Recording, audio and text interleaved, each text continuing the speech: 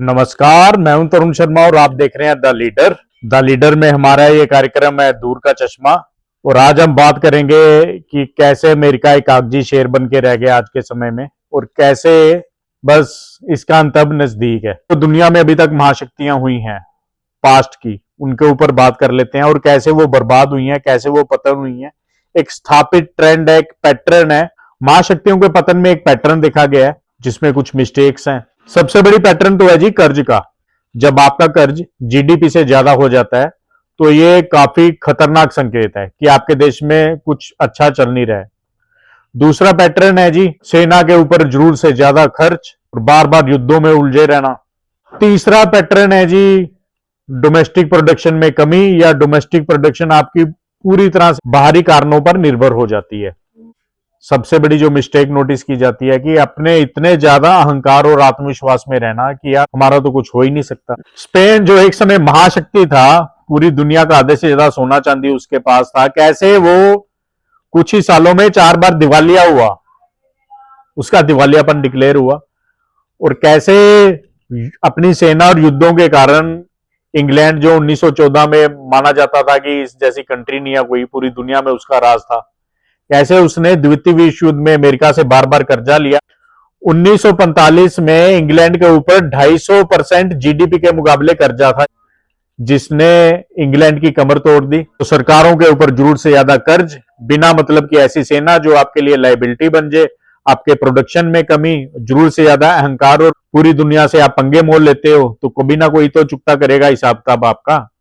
जब America make America great again का नारा लाया था तो तभी वो समझ गए थे कि मेक अमेरिका ग्रेट अगेन यानी कि वो ग्रेट रह नहीं गया है।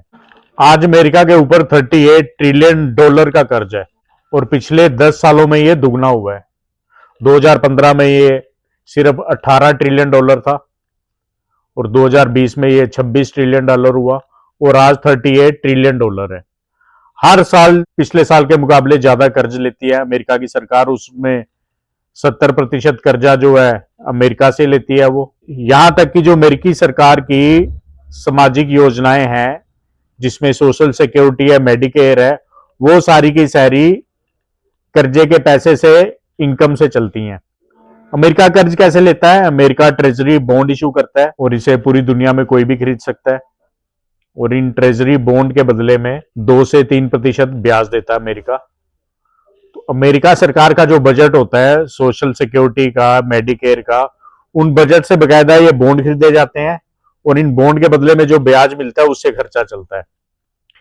1 ट्रिलियन डॉलर का अमेरिका हर साल ब्याज देता है और ये ब्याज देना मैंडेटरी है सरकारी कानूनों के हिसाब से। और अमेरिका और विदेशी कर्ज इसमें 30% है, 30% भी कम नहीं है।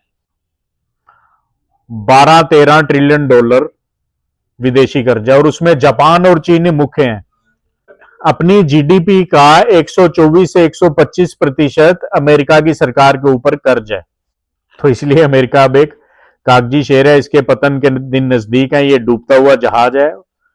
आने वाले 5-7 सालों में आप देखेंगे या तो बहुत बड़े युद्ध बचाएंगे इसको, खुद तो युद्ध में जाएगा नहीं, है ये देशों में युद्ध करवाएगा, छोटे छोटे देशों में, वहां हथियार बेचेगा। अभी जैसे रशिया को लेके कितने पंगेबाजी कर रहा है ये ऑयल को लेके, भाई चीन के साथ किस तरीके से ये लगातार पागलों की तरह लगा हुआ है, इतना टैरिफ इतना टैरिफ, इंडिया के साथ लगा हुआ है, इतना टैरिफ नहीं, ये कर दूंगा वो कर दूंगा। तो ये पागलपन, ये हताशा, ये इसी बात के संकेत हैं कि भैया इसके दिन नजदीक है, ये डूबता हुआ जहाज है। और जो अमेरिका की सेना है, फालतू की सेना, पूरी दुनिया में 150 देशों में 800 से ज्यादा सैन्य अड्डे हैं अमेरिका में, पूरी धरती पर ही है, समुद्र में है, पता नहीं कहां कहां पर है, आकाश में भी बना लेगा होने वाले समय में। उन सेना के पास कुछ काम तो है नहीं है। इसी सेना का इस्तेमाल वो संसाधनों पे कब्जा करने के लिए करता था, जैसे इराक में गया था ये, जैसे अफगानिस्तान में गया था। नाटो का तो इतिहास ही यही था कि पूंजीवाद की रक्षा के लिए बना था ये। अभी यूक्रेन रशिया का युद्ध पूरी तरीके से अमेरिकी सेना और अमेरिका की जो डिफेंस की इंडस्ट्री है उसको बूस्ट देने के लिए किया गया था। रूस और यूक्रेन युद्ध पर मेरा दूर का चश्मा में अलग से वीडियो आप देख सकते हैं, जिसमें मैंने विस्तार से समझाया था कि कैसे पर्दे के पीछे से इस युद्ध की जो सारी डिजाइनिंग है, यूक्रेन को युद्ध में बड़े प्यार से बहला फुसला के नाटो के सपने दिखला के कैसे रूस के खिलाफ युद्ध में धकेला था, कैसे जम के हथियार बेचे थे अमेरिका ने यूक्रेन को, और फिर कैसे युद्ध की आड़ में उसके पूरे संसाधनों पे कब्जा किया था। पर वो युद्ध आज के समय में संभव नहीं है। जैसे जैसे युद्ध की संरचना बदल रही है और जैसे जैसे महाशक्तियों का ध्रुवीकरण हो रहा है आपस में, अमेरिका के खिलाफ एक पोलराइजेशन हो रहा है पूरे विश्व में। अमेरिका को छोड़ दे तो रूस और चीन ही बचते हैं, उनके आपस में एक किस्म की समझदारी हो चुकी है। और ईरान में जो इजराइल का हमला हुआ है और उसको लेके जो मिडल ईस्ट है वो भी काफी हद तक अमेरिका के खिलाफ है। हालांकि उसके बिजनेस इंटरेस्ट अभी भी अमेरिका के साथ हैं, पर फिर भी क्योंकि ईरान एक आने वाले समय में ऐसा माना जा रहा है चीन की मदद से एक मुस्लिम दुनिया का नेता बनेगा, सेंटिमेंट वाइज वो पूरी दुनिया के मुस्लिम्स का नेता बन चुका है। तो जंगें वैसी नहीं रही हैं जैसी पहले ट्रेडिशनल वार होती थी आर्मीज के दम पे। अब टेक्नोलॉजी है, अब ड्रोन का जमाना है, अब दूसरी चीजें चलती हैं। तो आर्मी के ऊपर जो एक्सपेंडिचर है, इतना बड़ा एक्सपेंडिचर है अमेरिका का, वो अब उसको ले डूबेगा। तीसरा आते हैं जी, अमेरिका की जो डोमेस्टिक प्रोडक्शन है वो पूरी तरीके से चीन की सप्लाई के ऊपर निर्भर है। चीन से आने वाले रेयर अर्थ एलिमेंट्स की सप्लाई के ऊपर निर्भर है, और अमेरिका की मोनोपोली है उसमें।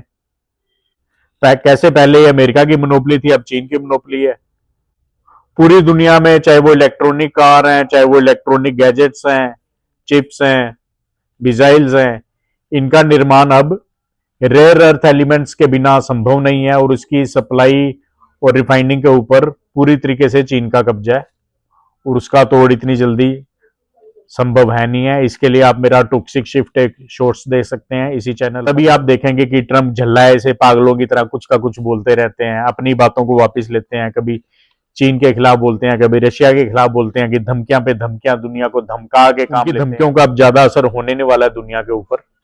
पतन से पहले जो नोटिस किया जाता है इन कारकों के साथ, जब एक और कारण मिल जाता है, वो है कि किसी भी देश की संस्थाओं का पतन। आज आप देखेंगे अमेरिका में चाहे वो CIA है, चाहे वो FBI है, चाहे वो इनकी इंटरनल पॉलिटिक्स है, चाहे उनका कल्चर है, वो टोटली कोलैप्स कर चुका है। जिस तरीके के आरोप लग रहे हैं, जिस तरीके से उनकी फंक्शनिंग हो रही है, जिस तरीके के उनके ऊपर प्रश्न चिन्ह आ रहे हैं, नए नए खुलासे हो रहे हैं, और जो महाशक्तियों के पतन का जो पैटर्न है, जो पहले स्पेन में दिखा, जो फिर इंग्लैंड में दिखा, वही काफी हद तक USSR में दिखा, हालांकि वो सोशलिस्ट कंट्री थी।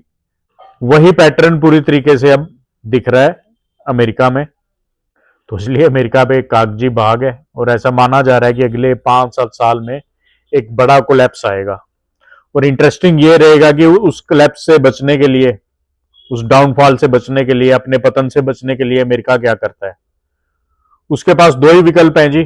खुद युद्ध में जाएगा नहीं, वो देशों को लड़वा सकता है आपस में, छोटे देशों को लड़वा सकता है, या वो डरा धमका कर इंग्लैंड और यूरोप को आपस में लेकर, और जिस दिन यूरोप इससे पीछे हटा, जिस दिन इंग्लैंड या यूरोप के अलाइंस से पीछे हटे, जिस दिन नाटो का विघटन हुआ, उसी दिन अमेरिका का विनाश तय है।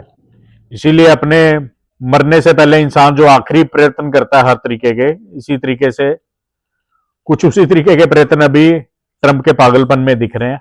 वैसे वो वैसे ही पागल आदमी है, पर हाँ ये कारण भी है।